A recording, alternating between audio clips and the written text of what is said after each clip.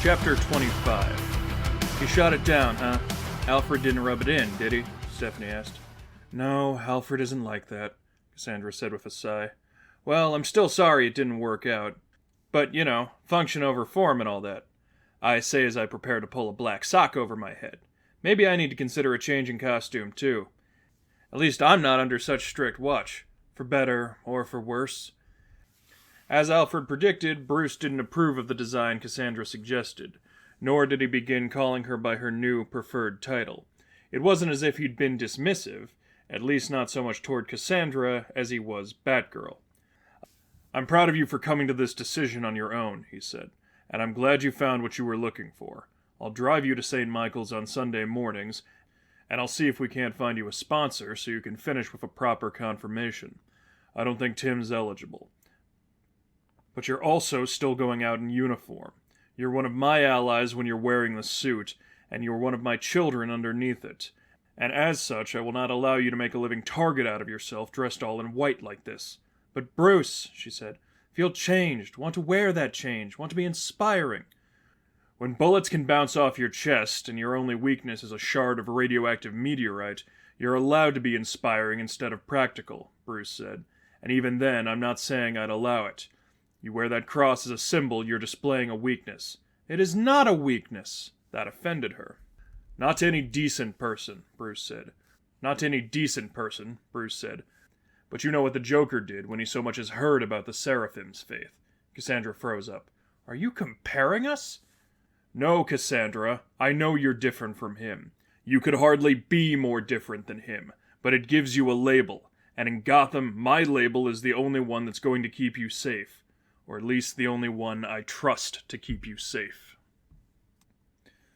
Cassandra forgave that first encounter after Bruce had mostly been true to his word and drove her to church that Sunday morning.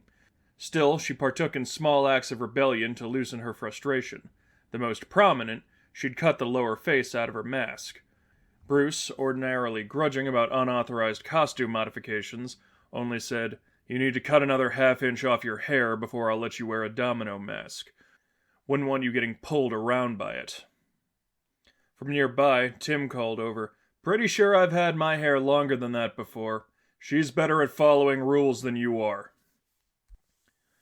Back in the present, Stephanie said, It's almost too bad you guys are so close.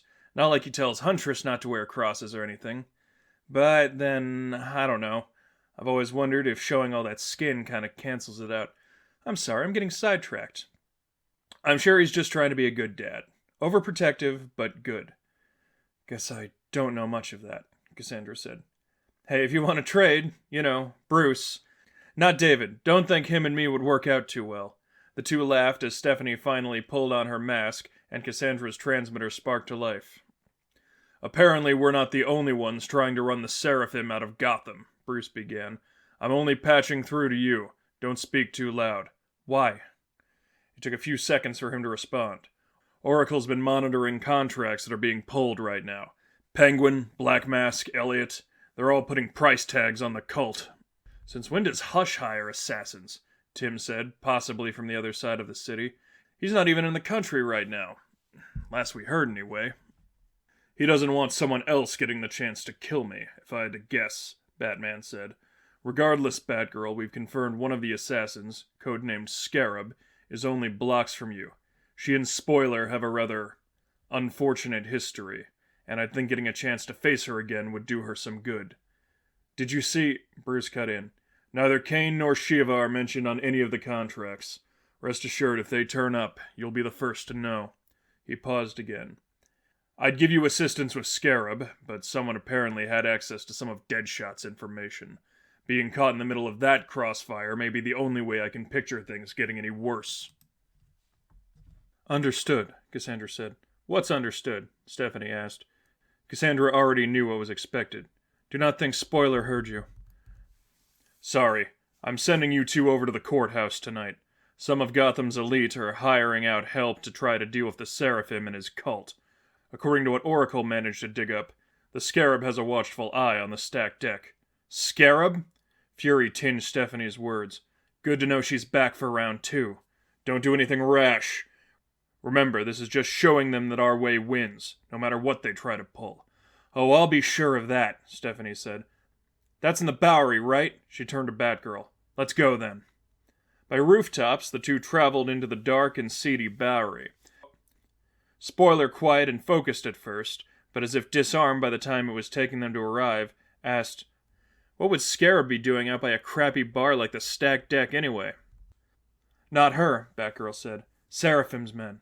Bowery is full of crime. Drugs, prostitution. Vices are sinful." Spoiler looked back at her, surprised. "Wow, you really are a fast learner, huh?" "Actually, Monsignor said it on Sunday. I borrowed." They both laughed as they continued their way through the city. "But that's going good for you, right?" Spoiler said. "You really are glad to be going, aren't you? Don't understand everything, but love the closeness. And the music." "Well, good for you," Spoiler said. "Glad to see all that reading paid off. And hey, I know you've been disappointed about the costume, but I think the idea really kicked ass. You could have worn it well." "Thank you." They went on for a few quiet minutes, closing in on the Bowery, before she said, "I did not eat the host. Tim told me not to yet." "The host? Oh, right, the bread, yeah," Spoiler said. "Well, like Bat said, you're better at following the rules than he is. Nice job. Okay, there it is. Look alive." They halted on the rooftop of a long-closed, dilapidated old building, just across the street from the lively, but no less filthy, Stacked Deck Club. The two hunched over in the darkness and stared toward the club as sharp-dressed men and scantily dressed prostitutes cycled through the club's doors. There was talk and commotion, but nothing out of the ordinary, relative to the club's reputation, yet. After about half an hour, the two were hardly paying attention, when a portly, blonde-haired businessman and an even blonder female escort stepped out of the club and walked past the adjacent alley. A blast of bullets overtook the night air. Both the man and his escort screamed and ducked for cover, as there echoed more cries of agony from within the alley. Batgirl and Spoiler both looked down in confusion for a moment, before they realized the shots rang from within the building they waited upon. "I don't know how much of that is dumb luck, or how much of it is just dumb." Spoiler ran for the staircase. "All I know is it's payback time. Go see what's going on across the street." Batgirl would have, but Bruce's words about keeping Stephanie from doing anything rash echoed in her mind. She looked toward the darkened alley, made a quick sign of the cross, and followed after her friend, resolved to check on the alley shortly thereafter. As Batgirl followed her into the building, Scarab was already waiting to face them. Dressed all in tight-fitting black, golden decorations covered an insectoid mask. She bore 3 oversized gun barrels strapped to her glove. The assassin turned to them slowly, as if satisfying the moment. "No need to compliment my skill. It is hardly fair when I have the night vision I do. Wasn't planning on it." Spoiler stepped forward. "We have a score to settle." "Don't put that off on me, kid. I did my best. But if anyone killed Bird Boy, it wasn't me. The blonde imposter cost me that job." "Funny you should mention her," Spoiler said. Batgirl could sense just how deeply she scowled under the mask. "And funny you should call her an imposter." Neither broke their stare for a few seconds, as if each waited for the other to say something more. As the quiet filled the space, it was ultimately Batgirl who broke it, not by suggesting they do anything, but instead glancing out the shattered window behind the Scarab, rushing to Spoiler and yelling, "Look out!" A moment after she tackled her came another monstrous eruption. A force blasted Scarab into the opposite wall with a cry of pain. Both girls pushed back to their feet. Spoiler said, "Okay, great work. Thanks for that.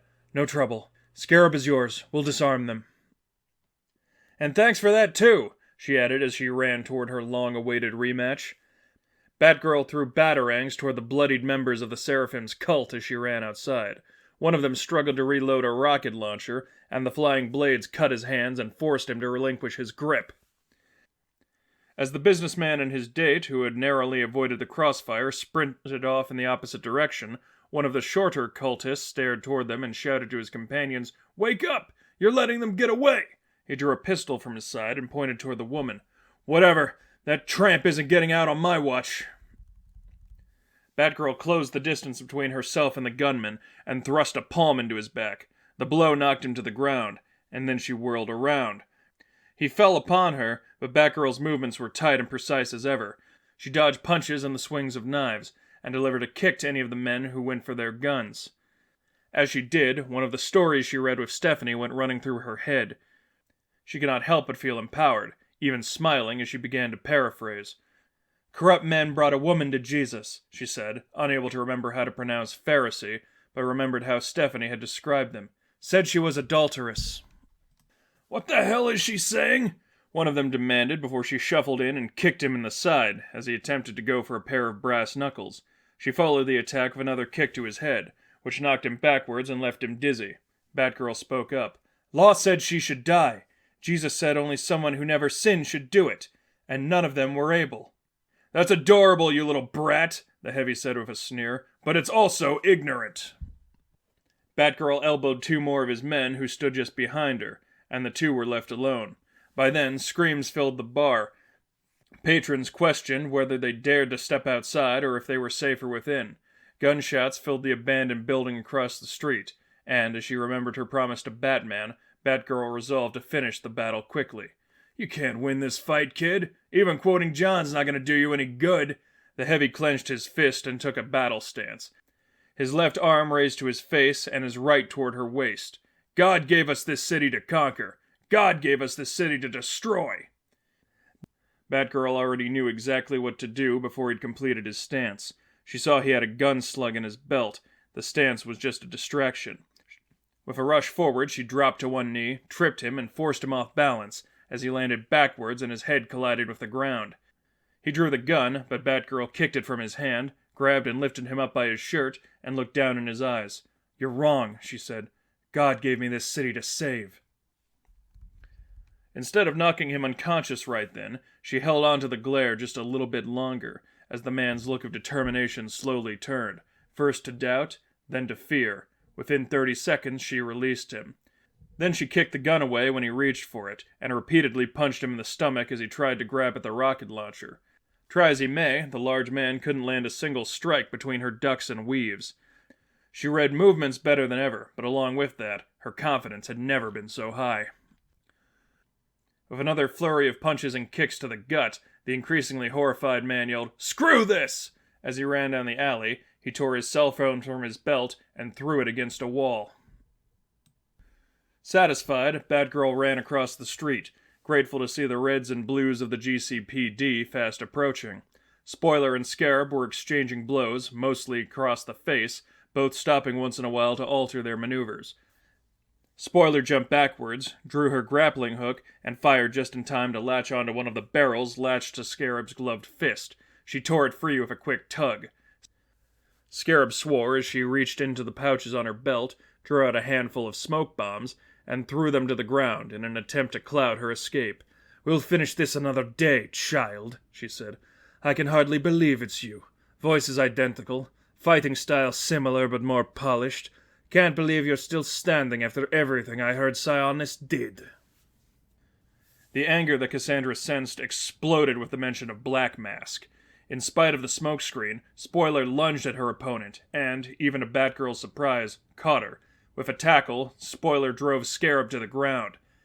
The assassin cried out in pain and struggle as, now disarmed and held to the floor, a shaking Spoiler began to lay into her face.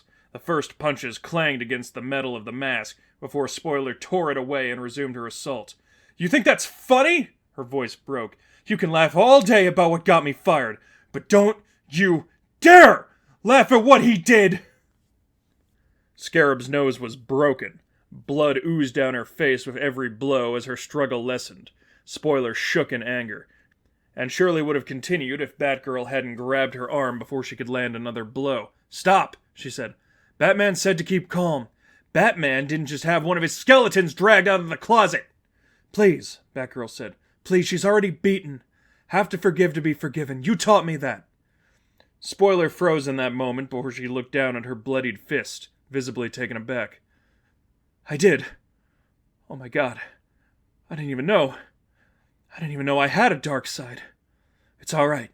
Batgirl spoke quickly as the police cars pulled up, and brought her hands to her friend's shoulders to try and comfort her. "Everyone snaps. Sometimes.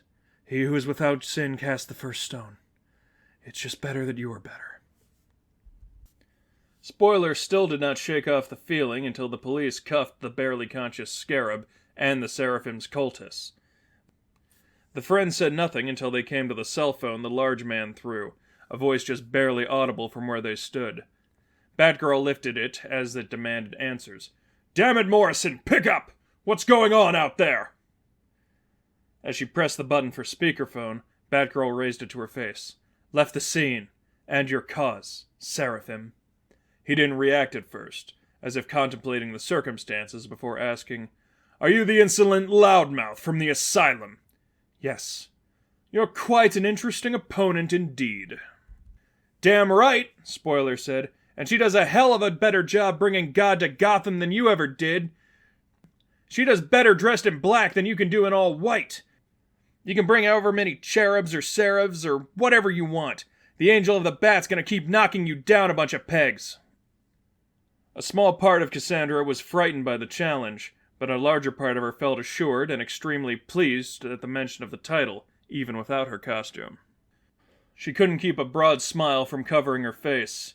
It was enough to ignore the Seraphim as he left a last message before he hung up the phone. "Angel of the Bat, I think I'm now convinced you need salvation more than any of the others. And let me promise you, my grace is coming."